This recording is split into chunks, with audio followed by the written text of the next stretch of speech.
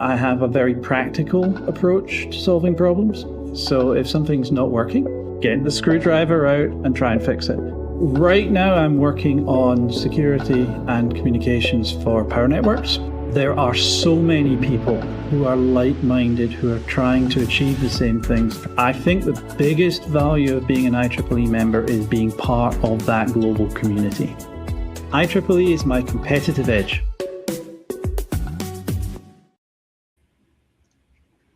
All right, everybody. Hello, and welcome to the February edition of the IEEE-USA Washington Update. I'm Eric Heilman, Head of Government Relations for IEEE-USA here in Washington, D.C. Thanks for indulging us while we took January off from a Washington update, largely because we didn't really take it off. We were very, very busy right out of the holiday gate. We were at the IEEE Rising Stars Conference in Las Vegas and then rolled right into CES. And so it was a little bit difficult to put together a really good presentation for all of you for the month of January that early on in the year. And we didn't really have a good sense yet for what Congress was going to be doing, what kind of policy and political environment Washington was going to look like once everybody came back from the holidays. So we kind of decided to push the first Washington update of the year into February. So Happy New Year, a little bit belated, Happy 2026. We do now have a pretty good sense, at least, for what the first part of this year is looking like. And there has been quite a lot of activity in our space since we last did this presentation early in December, well before the holidays. It almost seems like a bit of a world ago. So let's just dive right into it. As always, kind of the top line, what's going on here that's kind of keeping everybody occupied, occupying all the bandwidth and whatnot. The good news is that the entire government, except for one agency, one cabinet department, is funded now through the rest of this fiscal year. We're 4 months into it, and as you know, we've been operating on continuing resolutions and shutdown concerns and threats since the fiscal year began in October. But as of now, we're fully funded except for one piece, and that's the Department of Homeland Security. And obviously, there's a reason for that. The political divide and consternation around ICE and their activities and their mandate is presenting itself as a big challenge to members of Congress in terms of granting funding to the rest of the department, to that agency.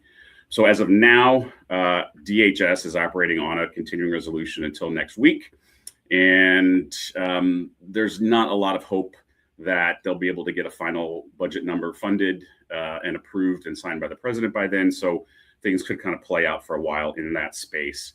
That doesn't really have a whole lot to do with our priorities, and I'll speak to that in a minute. But that is kind of still occupying a lot of time on Capitol Hill in particular. In the Senate, there's a lot of conversation and action around the president's next nominee to be the Federal Reserve Bank chairman. There's some controversy around him that the Senate in particular is taking a look at. The House and the Senate to some degree are continuing to wrestle with the Affordable Care Act, Obamacare, and affordability around healthcare. If you recall, there was some movement towards trying to extend some of the Obamacare tax issues and subsidy issues that kind of didn't quite work out. And so it's still sort of hanging out there as something that Republicans are starting to see as a bit of an albatross around their neck as they head into the November elections, which is sort of the next item. We are in an election year. We're early on in this election year, but that creep is already taking place, and you're starting to see a lot of election issues and campaign issues start popping up around the country. And obviously, everyone here in Washington starts focusing on that the closer we get to November. The Epstein files controversy continues. You may have seen that the Clintons have been subpoenaed to testify before Congress. And so the House in particular, and that's a House issue right now, is really focused on that. So let's roll into kind of the big news for us. And as always, one of our bedrock foundational policy priorities is supporting the federal agencies that do such great work in technology research and development. We've been fighting this fight for a long time, and this fiscal year has been really, really tough to deal with. But I think we largely landed on some pretty good news. Now, these are extremely high-level numbers. There's a lot of detail behind a lot of this, as any of you who deal with some of these agencies know. First and foremost, we don't have the final numbers for some of these Department of War, Department of Defense agencies that we support and work with. That bill just passed, and I haven't gotten final numbers yet, but I think they will largely mirror what you see here in terms of what was last year approved and what the White House requested. I don't think there's going to be a deviation from that. But if you look down at the DOE Office of Science, NASA, NIST, and NSF, not horrible numbers, especially since a couple of them are in the green and that's a percentage change between what was finalized for last fiscal year and then what was finalized for this fiscal year in FY26. And you'll see that in some of these cases, even a negative, 3.4% for NSF is a big win when you look at what the White House had actually requested for FY26. That would have been devastating to the agency and its mission and so much of what we support. So there's a lot more that we can dive into with this. Obviously, there's still a large concern among the science and tech community around the trajectory of federal support and federal spending of these agencies over the last decade or so, and where we're headed, particularly given a lot of what this White House and Congress says, we need to prioritize and we need to be doing in the races globally that we need to be winning in technology spaces. So there's still a lot of work to do, and we're starting to already head into the next fiscal year process, which I probably will be talking about at the March meeting, the March presentation here. FY27 process kicks off pretty quickly here, and we should see a budget proposal from the White House in the next month or so, hopefully, which will kind of kick things off, and then Congress will start doing their thing, and we'll start the process all over again. So that's where we are. We're generally, pretty satisfied at the end of the day, given where we could have been, but lots more work to do. Still sticking with actions in Congress, there are a number of policy priorities and technologies that we promote and that we are advocating for on Capitol Hill. Quantum has been one of those for some time now, and it's always nice to see when Congress actually starts acting on a specific policy recommendation that IEEE-USA has put forth. And in this case, the House Science Committee held a hearing towards the end of January on quantum technology. And I sort of juxtaposed or put the kind of connecting lines there between what the House documents said about that hearing with specific reference to legislation that will reauthorize the federal National Quantum Initiative Act. And then directly opposite that is our top line policy priority is to enact that as well. So this is something that we are continuing to engage on. We're working with the committee. This position statement was written by our R&D policy committee with full knowledge of the importance of this. So it's always kind of nice when things start aligning between what we want and what Congress is doing, because that, it tells us that we matter and that we're engaging in the right ways. And this is one we're going to keep working on for probably much of the year. NASA reauthorization legislation. If you work in the NASA world at all, you know that legislation to reauthorize NASA is sort of a Groundhog Day sort of exercise. It gets going and then rarely sort of sees itself through. And so, we're starting the process again with this one. I think there's a little bit of an increased urgency and prioritization this time around, given what's happening, given Artemis's action, even with the delay in the launch there.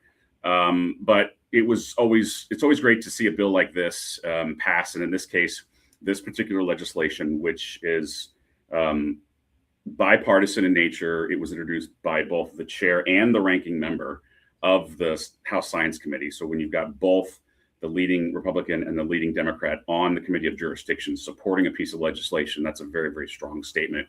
It passed out of this committee. I don't know if it was this week or last week, but very, very recently.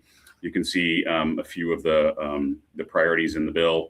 What's also interesting here is that the authorization mirrors the appropriations in terms of the money. And if you tuned in here before, you have any real sense for kind of how the funding mechanisms work for the federal government, you often have an authorizing piece of legislation where Congress says, this is what you should spend the money on. You should spend this much on this, this, and this. Then you have the appropriations, which is actually the check that's cut. And in this case, these are aligning right now. They're both, I think it was 24, let's go back to this table. Yeah, 24 billion between, for what was enacted in FY for 26 for this year, and then what's recommended moving forward. So always a good sign. Given the fact that IEEE-USA has fairly recently stood up its new space policy committee, this is prime territory for us to be engaging on, and we will. There's going to be a long process here and lots of opportunities to get in and try and shape this and figure out sort of which priorities we really want to focus on. The committee's working on that, or that is one piece of the committee's work that's going to increase throughout this year. So stay tuned for more on that as well. All right, let's transition over to the executive branch now. And as is usual, there's a lot of new initiatives, executive order type action, new announcements coming out of the White House on a lot of topics that are very much within our wheelhouse and very much within our members' expertise. This is certainly one of them. There was a new critical minerals initiative announced that's called Project Vault that includes $12 billion for a stockpile of critical minerals. Again, all of this is sort of with the aim of beating China in one of several critical technological areas. It combines some private capital with loans from the U.S. Ex-Im Bank, Export-Import Bank. This certainly is a piece of the semiconductor supply chain and just technology in general that we are watching and will make sure our members are aware of and engaged on to the extent that we can. Another one that came out of the Department of War, and I'm quite sure that many of you who work with DoD, DOW are well aware of kind of this whole piece of this. There was a merger between the Defense Science Board and DIB, which I think is the Defense Industrial Board. I can't remember exactly. And just sort of a restructuring of the way that science, tech, and innovation is managed at the Pentagon. So this was a new announcement that also came out January 22nd.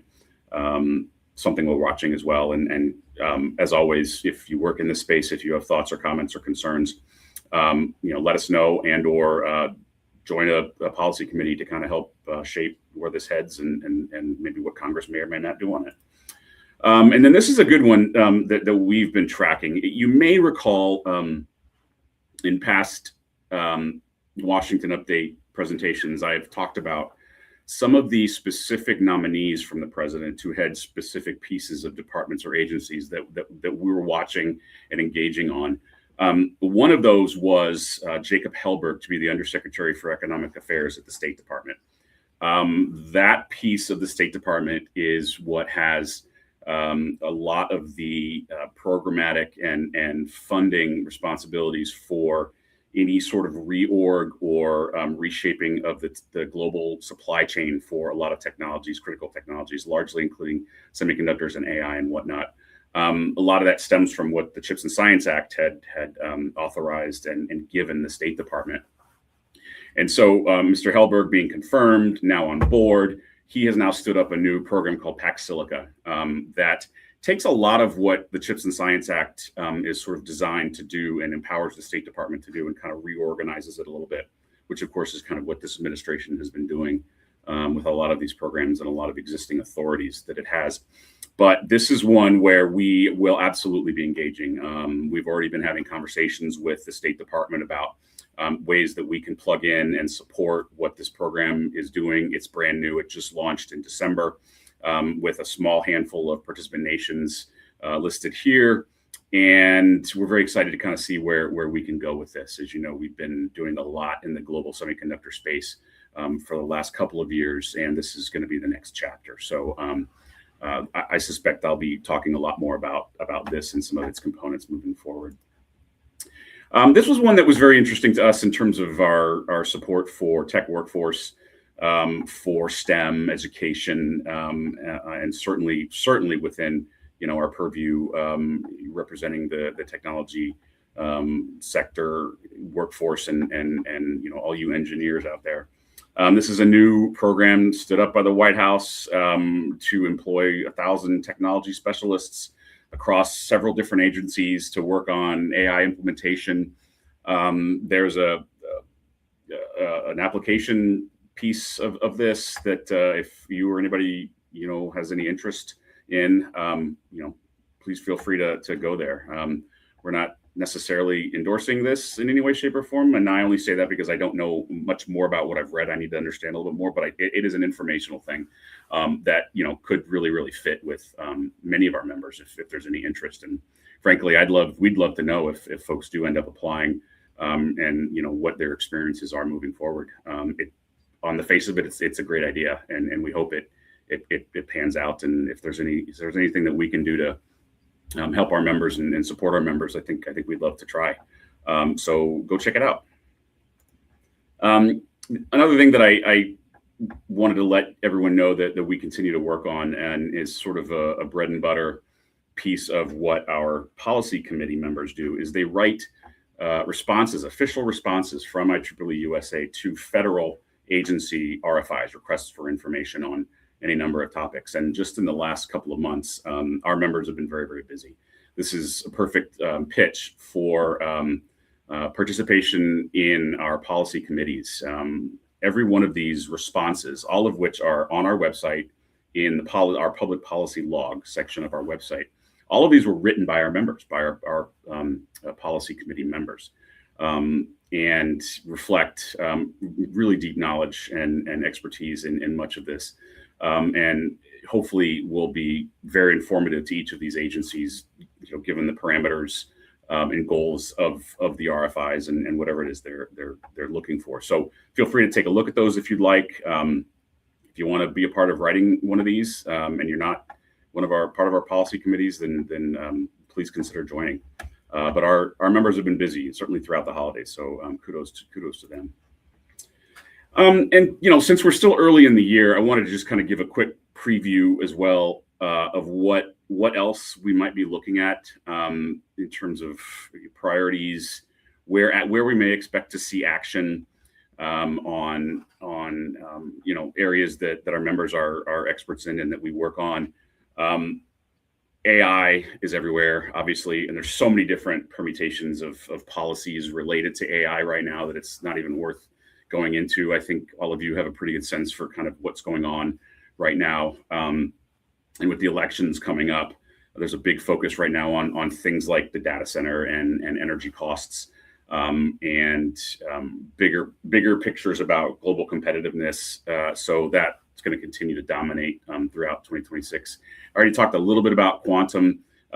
We are also expecting some executive action to come out on that. And I think there's also going to be some alignment with some of the Genesis initiative executive order that came out of the White House on space policy and space issues. So look for more on quantum moving forward. Energy permitting has long been a priority of ours, largely to kind of streamline a lot of the permitting processes in terms of infrastructure with respect to the grid. This is also a priority for us and through the Energy Policy Committee that works on this. We'll see a continued effort on privacy. There's a piece of legislation called the Kids Online Safety Act. That's one of a handful, but probably the most prominent that continues to come up and is being pushed. And then immigration, always a tough slog, but always a big priority for us and for our members.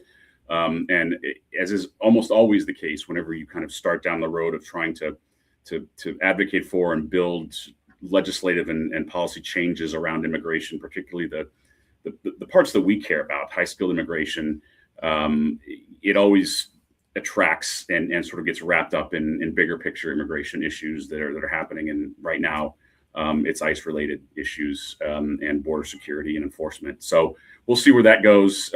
We are absolutely going to continue to be engaged and look for opportunities, and a lot of groundwork we're sort of quietly laying right now, and started doing several months ago. So we'll see how this plays out. As is typical in an election year, there's really only a handful of months when legislation can actually get done and policy can get moved.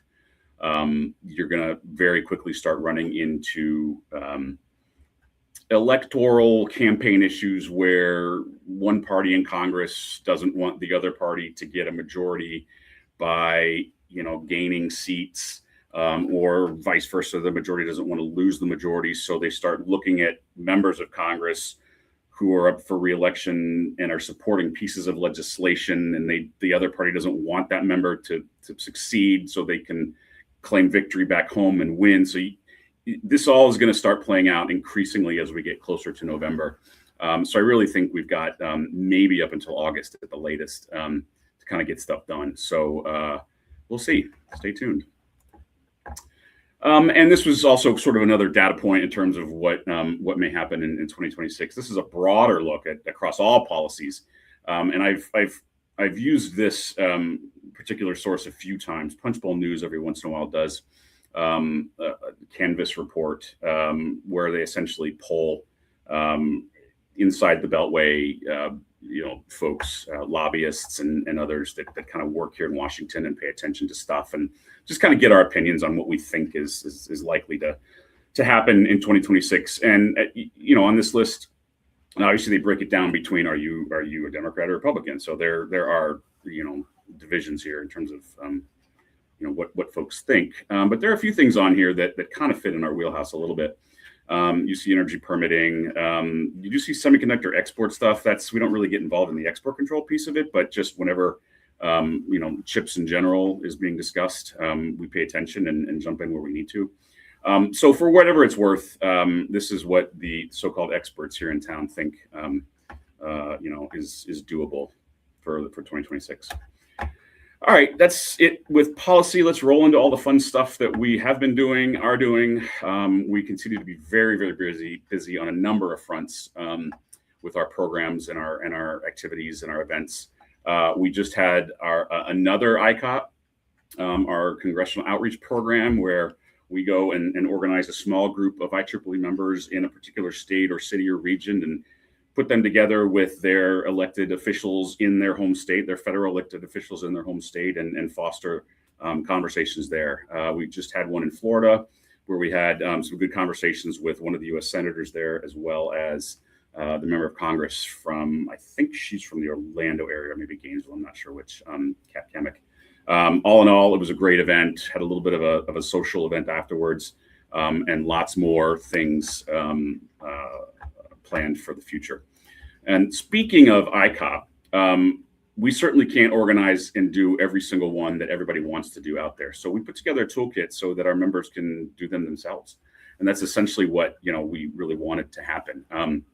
So this launched last week on our website, and you can go in, IEEE members can go in and figure out how to put together your own little ICOP. Gather your colleagues and friends, your IEEE member colleagues and friends, put together a little bit of a policy agenda that we have for you here, and we can help. Make contact with your elected officials' offices in your home state and home district, and find a time and figure out a way to go in and talk to them. Introduce yourself and talk about policy. This is what ICOP is, and so we're empowering our members to do this themselves, and this is sort of the toolkit to do that. And we're really hoping that folks utilize this and are kind of eager to hear how it works. This is brand new for us, and we want to make it work. So if you engage in this, if you go online and want to do this, we welcome your feedback or questions as you move through the process. CVD. Oh my gosh, there's so much I could talk about with this. This year's CVD, for the first time ever, is sold out. And I don't know that we ever expected that. We knew it was going to be popular this year. We had seen over the last couple of years an increasing awareness and interest in CVD.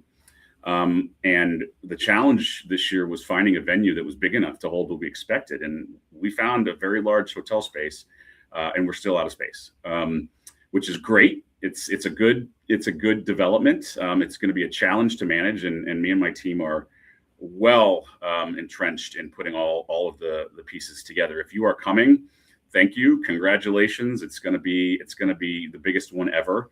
If you didn't get a chance to come, we do have a wait list going. We do expect cancellations here and there.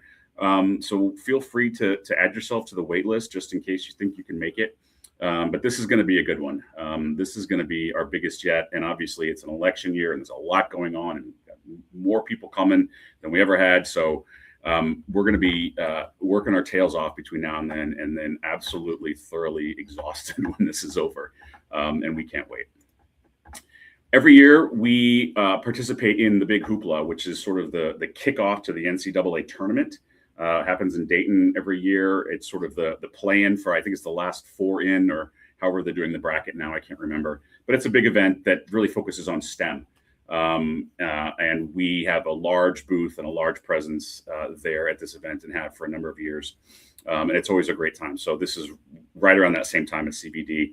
If you feel like doing both, you can hit the start of Hoopla and then come over to CBD if you're able to get on the list, and kind of, get a great IEEE-USA few days under your belt.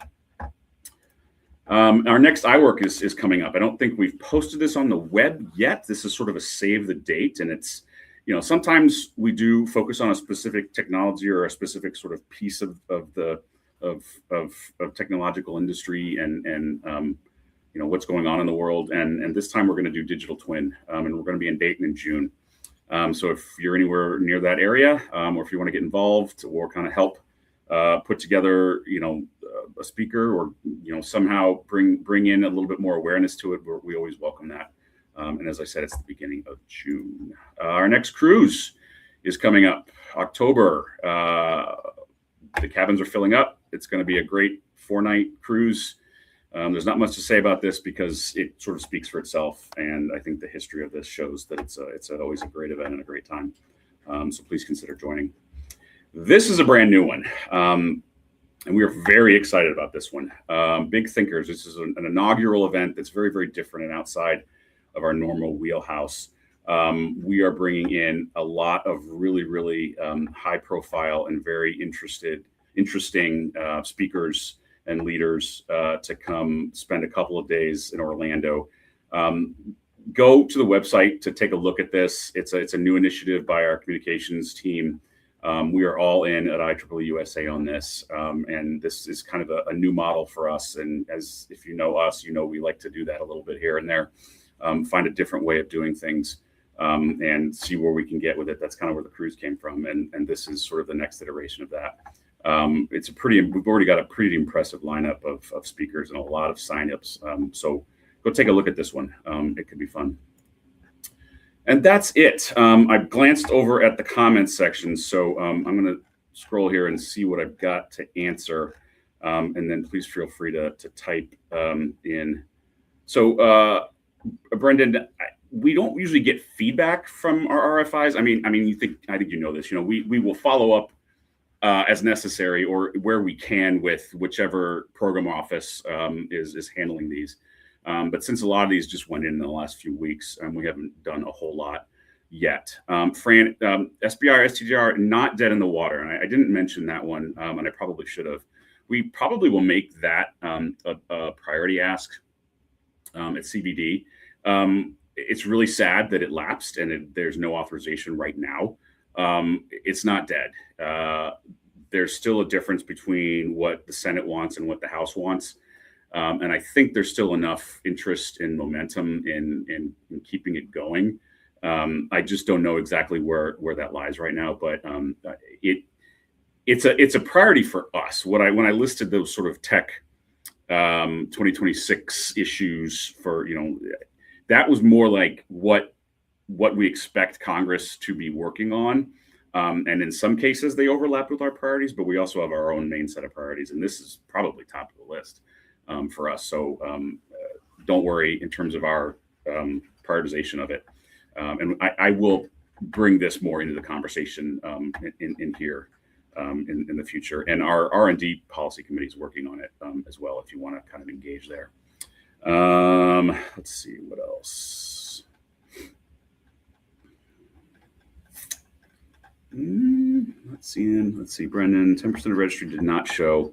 So yeah, we kind of are in terms of and you don't say CBD, but I'm assuming that's what you mean. And yeah, that's always been a problem. You know this, Brendan, and I know others do, and it's always been a conundrum for us to figure out. And so we did charge a small fee this time to apply. Hopefully that's a little bit of a incentive to kind of keep people engaged and have them come. And yes, we are, that's kind of also why we have the wait list. Obviously we can only put so many bodies in a room. And so we want to fill that room as best we can. And so to the extent that we can encourage people to withdraw as soon as possible or cancel, we're managing it the best way we can. It's never a perfect science. And this time we're trying a bit of a new process. So hopefully, knock on wood, it won't be a big problem this time around. But we'll see. There's only so much really we can do to get people to commit to what they say they want to do. So if you are registered and you think you might not attend, please make that decision soon. And if you're going to cancel, please cancel. There's my pitch. I think that's it in the comments section. Lots going on, lots to look forward to. Thank you as always for tuning in. Thank you for your interest and engagement and your participation. You know where to find me if you have further questions, further comments, and enjoy the rest of your day and the rest of your February. Thank you, everybody.